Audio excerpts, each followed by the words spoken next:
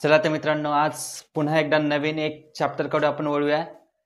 जो आपला चॅप्टर चालू होता टू गेटिंग एनर्जी, त्या चॅप्टरकडच्या पुढच्या भागाकडे आपण वळणार आहोत. आणि या भागामध्ये आपण पाहणार आहोत लिपिड्स म्हणजेच फॅट्स.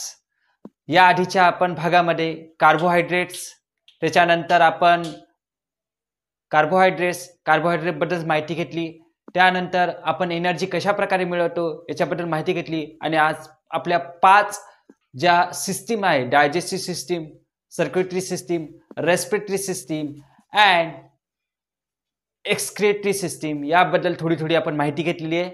यानंतर आपण पाहणार आहे लिपिड्स ऑफ म्हणजेच फॅट्स. बघा मित्रांनो, आपण फॅट्स शरीरामध्ये घेत असतो. हे फॅट्स आपण कुठून घेत असतो याची आज आपण माहिती बघणार आहोत. तर फॅट्स आपण घेतो, fats obtain butter, oil, nuts, meat, fish and dairy product. बरेच जण आपण आपल्या घरी तूप असते, लोणी असते आणि आपली आई आपल्याला म्हणते की बाळ, तूप लोणी खात जा. तूप लोणी खाल्ल्याने शरीर किंवा आपलं सौंदर्य प्राप्त होते असं म्हणतं ना. बऱ्याच वेळेस आपली आई वडील आपल्याला म्हणतात की तूप लोणी खात जा म्हणजे शरीर भरून निघेल. तर हे कशासाठी? तर आपल्या शरीरामध्ये आपल्या शरीराला फॅट्स येण्यासाठी. तर त्याचं खाण्याचं रिझन आहे बटर्स असो, मिल्क असो किंवा जे नट्स असो, शेंगदाणे असो, हे खाल्ल्याने काय होते तर आपल्या शरीराची वाढ होते आणि आपल्या शरीराला मसल्स म्हणजेच मांस चढते. तर आपले आई वडील आपल्याला म्हणताना, फॅट्स खाताना तर विचार करायचं की का म्हणतात, तर आपल्या शरीरामध्ये काय वाढेल? मांस वाढेल. ठीक आहे, तर मग खात जा butters, oil, nuts, dairy products, दोन्ही शाकाहारी मांसाहारींसाठी आहे. The substance that are form by specific chemical bonds between fatty acid and alcohol. मित्रांनो, मग फॅट्स पासून काय भेटते? तर फॅटी ऍसिड. कोणता ऍसिड? Fatty acid. जसे की प्रोटीन पासून अमिनो ऍसिड भेटते आणि तर फॅट्स पासून कोणता ऍसिड भेटते? तर फॅटी ऍसिड. आपल्या शरीराच्या वाढीसाठी हे सगळे ऍसिड खूप महत्वाचे असतात. तर आपण प्रोटीन पासून अमिनो ऍसिड घेतो आणि फॅट्स पासून फॅटी ऍसिड घेतो. त्यानंतर हे फॅटी ऍसिड काय करत असते? तर फॅटी ऍसिड करते आपल्या शरीरामध्ये हार्मोन सिक्रेशन, म्हणजे हार्मोनचं प्रोडक्शन, प्रोड्यूस हार्मोन. आता पुढचा एक प्रश्न पडला असेल, हार्मोन कशासाठी? तर हार्मोन्स असतात शरीरामध्ये आपल्या चेंजेस करण्यासाठी. आपल्यामध्ये जे काही चेंजेस होतात तर ते कशाने होतात? तर मित्रांनो, ते होतात हार्मोन्सनी. तर कशाने? हार्मोन्सनी. तर असे 4 प्रकारचे हार्मोन्स आपण बघणार आहोत: प्रोजेस्टेरॉन, एस्ट्रोजन, टेस्टोस्टेरॉन, अल्डोस्टेरॉन. पुन्हा एकदा नाव सांगतो: progesterone, oestrogen, testosterone, aldosterone. Progesterone आणि एस्ट्रोस्टेरॉन हे जे की महिला फिमेल्स मध्ये असतात आणि टेस्टोस्टेरॉन आणि अल्डोस्टेरॉन हे मेल म्हणजेच पुरुषांमध्ये असते. प्रोजेस्टेरॉन याचं काम काय? जेव्हा मासिक पाळी असते म्हणजे मेन्स्ट्रुएशन सायकल चालू असते किंवा ज्या वेळेस भ्रूण जेव्हा एम्ब्रियो जेव्हा बनते म्हणजे आई गर्भाशय धारण करते, त्यावेळेस या हार्मोनचं सिक्रेशन होते. त्या हार्मोनचं सिक्रेशन म्हणजेच त्याचं नाव आहे प्रोजेस्टेरॉन. त्यानंतरचं आहे एस्ट्रोजन. एस्ट्रोजन सुद्धा महिलांमध्ये होते, हेही खूप उपयोगी आहे. त्यानंतर टेस्टोस्टेरॉन जे की मेल्स मध्ये असते, जे की सेक्स क्रोमोझोम्स मध्ये काम येते. म्हणजे जेव्हा सेक्शुअल रिप्रोडक्शनच्या वेळेस हे टेस्टोस्टेरॉनच हार्मोन असते की ते सिक्रेशन होते. त्यानंतर अल्डोस्टेरॉन. हे अल्डोस्टेरॉन असा एक हार्मोन आहे जे की आपल्या शरीरामध्ये जे की सोडियम क्लोराईड म्हणजेच मिठाचं आणि फॉस्फरसचं मेंटेनन्स आपल्या शरीरामध्ये करते, म्हणजे मेंटेन करण्याचा प्रयत्न करते. असे 4 प्रोजेस्टेरॉन, एस्ट्रोजन, टेस्टोस्टेरॉन आणि अल्डोस्टेरॉन असे हार्मोन्स आहे. आणि हे कुठून सिक्रेशन होते? जे फॅटी ऍसिड म्हणजे. आणि हे फॅटी ऍसिड कुठून येते? तर फॅट्स खाल्ल्याने येते. आणि फॅट्स कुठून खातो असतो आपण? तर जेव्हा आपण बटर मिल्क्स किंवा ऑइल्स, नट्स ह्या गोष्टी खात असतो. जर आपल्या शरीरामध्ये जर हार्मोन सिक्रेशन किंवा आपल्यामध्ये जर फॅटी ऍसिड जर पाहिजे असेल तर आपल्याला काय खावं लागेल? तर आपल्याला फॅट्स घ्यावे लागेल. आणि ते कुठून मिळतात? तर आपल्या रोजच्या दैनंदिन अन्न पदार्थातून. आपण काय बघत आहे, टू गेटिंग ऑफ एनर्जी. तर एनर्जीमध्ये आणि याची डिटेल माहिती आपण पुढच्या नेक्स्ट जे काही लेक्चर्स येणार आहे त्याच्यामध्ये आपण बघणार आहोत. तुम्हाला या चॅनलमध्ये सायन्सचे नवीन नवीन फॅक्ट्स तुम्हाला मिळतील आणि या फॅक्ट्सद्वारे तुम्ही सायन्स एक इंटरेस्टिंग आणि सोप्या भाषेत तुम्ही माझ्यासोबत शिकणार आहे. तर तुम्ही माझ्या चॅनलला नक्कीच सबस्क्राईब करा.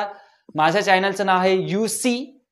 यानंतर पुढील भागाकडे वळूया, म्हणजेच फॅट्स. मग आता किती फॅट्स खाल्ल्याने किती एनर्जी भेटते, तर we get 9 calorie of energy from 1 gram of lipids. म्हणजे जेव्हा आपण 1 ग्रॅम जेव्हा फॅट्स घेतो, जेव्हा 1 ग्रॅम ऑफ लिपिड्स म्हणू शकतो आपण त्याला, तर आपल्याला 9 कॅलरी एवढी एनर्जी भेटते. जसे की आपण मागच्या लेक्चरमध्ये कार्बोहायड्रेट्स 1 ग्रॅम कार्बोहायड्रेट्स खाल्ल्याने 4 कॅलरी एवढी जे एनर्जी भेटते. पण सर्वात जास्त जर एनर्जी मिळवायची असेल तर तुम्हाला काय खावं लागेल, तर फॅट्स. म्हणजे 9 कॅलरी एवढी एनर्जी आपल्याला फॅट्स पासून भेटते. Next, excess of lipids are store in the adipose connective tissue in the body. बऱ्याच जणांना ढेरी येते अशी. ओके, तर हे ढेरी येण्याचं काम किंवा हे जे मसल चढण्याचं काम, हे जे मास येण्याचं जे काम होते, हे होते केव्हा येते एखाद्या व्यक्तीला ढेरी. ढेरी येण्यासाठी तो ज्याच्यामध्ये जर समजा जास्तीत जास्त जर फॅट्स जर तयार झालं, शरीरामध्ये जर जास्तीत जास्त फॅट जर तयार झालं, हे फॅट जाते कुठं मग, तर हे फॅट्स जमा होते ॲडिपोज टिश्यूमध्ये. जे आपल्या शरीरामधली जे ॲडिपोज टिश्यू आहे त्याच्यामध्ये हे स्टोअर होते, त्याचं एक्सेस होते आणि हे एक्सेसच पुढचं रूपांतर घेते ढेरीचं. ओके, तर आपल्या मराठी भाषेमध्ये आपण ढेरी वगैरे म्हणतो, म्हणजे एक पोट जास्तीत जास्त हे होणं. मग माहित आहे की शर्ट्स वगैरे ही आपल्याला घालवल्या जात नाही, सगळ्या गोष्टी. तर मास चढते, तर त्याच्यासाठी तुम्हाला व्यायाम वगैरे करणंही महत्वाचं आहे. अन्नपदार्थ घेताना आपल्या शरीराची काळजीही घेणं महत्वाचं आहे. त्यासाठी व्यायाम करणं, नित्यनियमाने रोज आपल्या दैनंदिन जीवनामध्ये जे काही कार्य ते करणं आणि प्रत्येक नियमावली ठरवणं, या सगळ्या गोष्टी आपण केल्या पाहिजे. आपल्या शरीराची नक्कीच काळजी घेतली पाहिजे, कारण की शरीर जर चांगला असेल तर त्याच्यातलं मधलं जे मन किंवा बुद्धी यालाही चालना भेटते. तर आपण सर्वांनी शरीराची नक्कीच काळजी घेतली पाहिजे. त्यासाठी व्यायाम करणं, योग्य आहार घेणं हे खूप महत्वाचं आहे. तर फॅट्स 9 कॅलरी एवढी एनर्जी आपल्याला भेटते. अजून काय लागते आपल्या शरीरासाठी महत्वाचं, कार्बोहायड्रेट झालं, फॅट झालं. यानंतर आपल्या शरीरासाठी अजून कोणती गोष्ट लागते जी की आपल्याला एनर्जी मिळवून देते, की आपल्या शरीरासाठी मदत करते, तर असं आहे शरीरासाठी आहे ते विटॅमिन्स.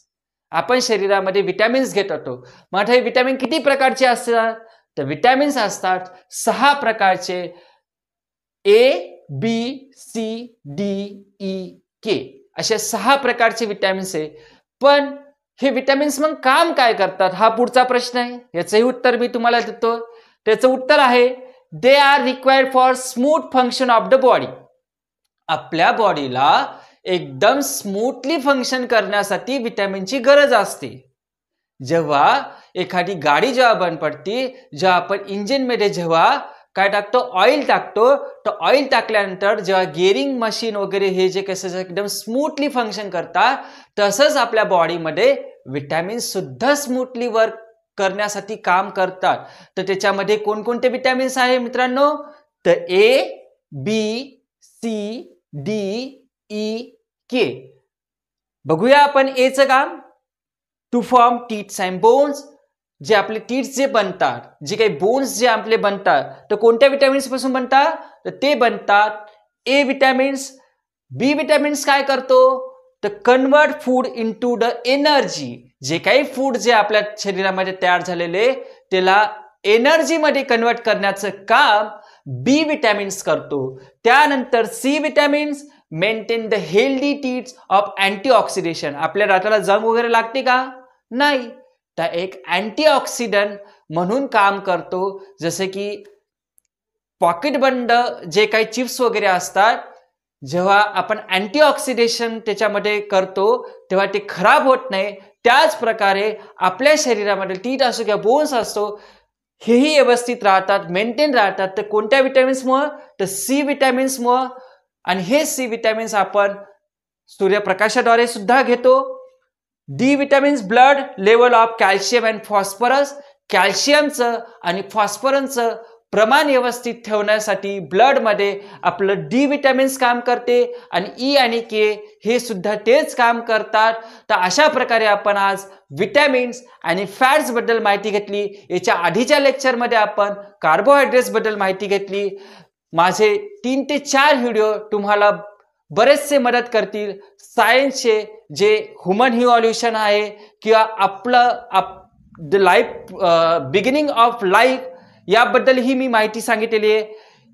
आणि या भागामध्ये फॅट्स आणि विटॅमिन्स याबद्दल माहिती घेतलेली आहे. तर तुम्हाला असेच व्हिडिओ येत राहतील त्यामध्ये तुम्हाला मी सायन्सचे जे कन्सेप्ट आहे ते सोप्या भाषेत समजून सांगण्याचा प्रयत्न करणार आहे. तर तुम्हाला आवडला असेल तर नक्कीच तुम्ही UC या चॅनलला सबस्क्राईब आणि लाईक करू शकता. धन्यवाद मित्रांनो.